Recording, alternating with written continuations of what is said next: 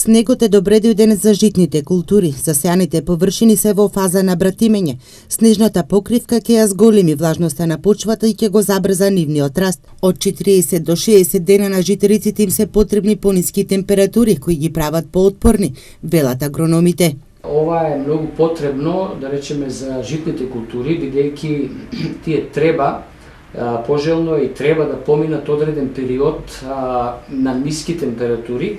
Тоа е тој стадиум, наречен стадиум на јаровизација, во кој што растенијата, житните култури треба да го поминат на ниски температури за да стекнат отпорност за понатамошниот развој и со самото тоа да плодоносат, тоест да дадат добар плод кога ќе дојде време за нивната жетва. Снежната покривка ги штити житните култури од измрзнување. Засега нема опасност дека такво нешто ќе се случи. Пченицата и јачменот издржуваат пониски температури, пченицата до минус 20, јачменот до минус 12, така што во секој случај овој снег е добре дојден за житните култури. Сега е време земјоделците да извршат третирање со азотни ѓубрива, најдобро со 46% азот.